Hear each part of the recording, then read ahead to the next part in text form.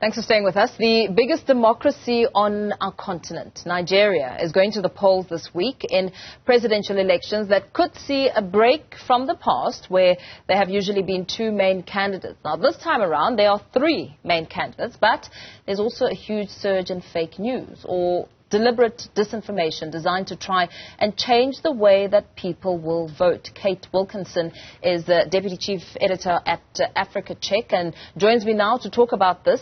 Kate, very good afternoon to you. Thank you so much for your time. How prevalent is election interference through the use of disinformation around the globe? Very prevalent, but before I get onto that, I was Deputy Chief at Africa Check, but I'm now actually a Senior Product Manager at FullFact, which is the organization that is bringing these tools to Nigeria. Disinformation in elections is incredibly prevalent. We've seen it in South Africa, Kenya, Nigeria, and abroad. And what we know is that we have organizations like fact checkers such as Africa Check, Dubawa, and Fact Check Hub in Nigeria who are working tirelessly to combat it and make sure the electorate is informed and not misled on the issue. And that's where we're bringing our AI tools to radically scale their fight and their efforts. So what kind of deliberate disinformation do we see during an election like this on this scale? So we've seen a whole host of topics and themes when it comes to false information, and our partners in Nigeria have fact-checked false claims about the size of rallies and support for certain candidates. They've debunked false quotes that have been attributed to certain presidential candidates, and they've also investigated claims which have turned out to be false about past performance of certain parties. And all of these claims that they've been looking at and they continue to look at, we've been assisting them in finding the most important thing to fact check with our artificial intelligence software, and also importantly getting alerts when things that they know to be wrong are repeated again so they can intervene quickly and get the facts out fast. With all the information that you've gathered, how is this information now weaponized to try and garner support, influence the elections, and then how would one now counter this kind of disinformation? So we know that bad information ruins lives. It does a number of things. It can promote hate, it can damage our health, and it can also undermine democracies and trust in democratic processes. So we want to make sure that when it comes to anyone casting a vote, whether you are in Nigeria or in South Africa, that when you go to the ballot, you have received accurate information and you've been informed if the people who are asking for your vote have been misleading in any way or have been deliberately telling you information that is not true. And so with these efforts, with giving fact checkers these tools, which have been funded by Google.org since 2019, we are able to support not just the media and fact checkers in Nigeria, but the democratic process and the electorate who will cast their vote on Sunday. We're seeing some cases of companies doing this very, very deliberately. I mean, just last year, looking at what happened in Kenya with an Israeli company which seemed to be involved in this, and also seeing, Donald Trump around that time, the Brexit times, looking at the sources of information. Are we in a time where there are now companies literally offering this kind of service?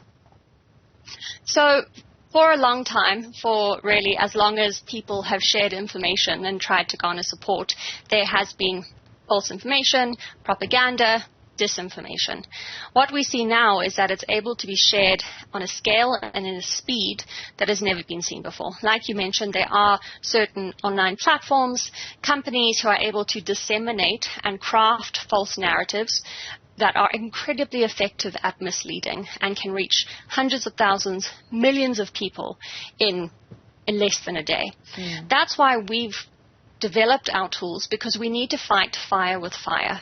We're very lucky to have these amazing fact checkers in Nigeria who are doing this work, but they don't have the resources, the fact checkers, the tools to address every single false piece of information as it's coming at them.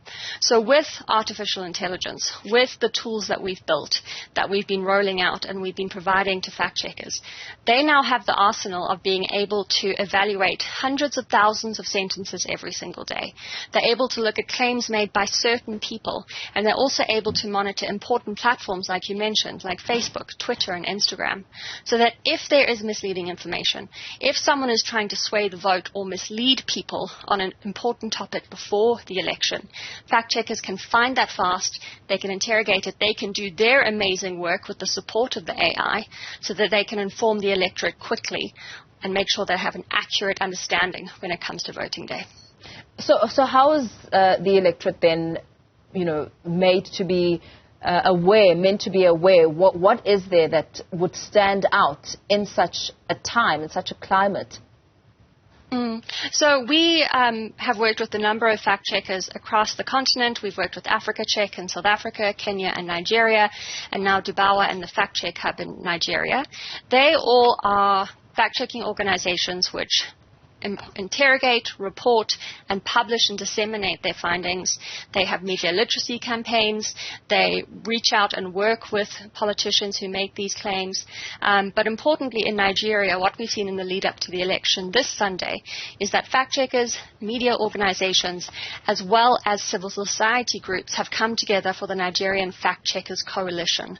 So this is a group of over 10 organizations who are pooling together all their resources, all their fact checkers, all their expertise on the topic so that they can make sure that they tackle important topics, they debunk false claims, and they hold people accountable for what they say at a very important time for the country.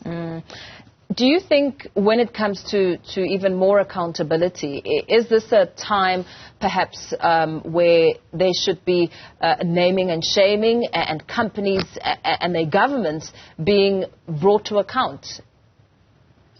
So I think that fact checkers play a very important role in the societies where we work. If we look back to the local government elections in South Africa in 2021, Africa Check was using full fact AI tools to fact check those elections, looking at the claims by the ANC, the DA, the EFF. In Nigeria now, our colleagues there are doing the same thing. When it comes to how we hold them accountable, we're not naming and shaming. We're naming and explaining. We're saying this person has made this claim, and this is what the evidence says. We don't play the person, we play the statement. We play the statistic or the number or the fact that they're sharing. And if there is evidence to support it and they are correct, we will say so. But if they are misleading, if they are sharing information that is false or could be damaging to health or democracy or politics in their country, then we will say so. And we will give that evidence to the public in an understandable, easy to share and disseminate format so that people can be informed, and then they can take the steps to hold their representatives accountable for what they say. Because at the end of the day, politicians and presidential candidates occupy extreme positions of power and influence. And if they're going to go on the record and put a statement into the public domain, they must either have the evidence to back it up, or if they don't, they need to correct the record and admit to their mistake. Very insightful. Thank you so much. Let's perhaps leave it there for now. Not naming and shaming, but naming and explaining. I like that. Kate Wilkinson, a researcher at Full Fact, speaking ahead of the elections in Nigeria.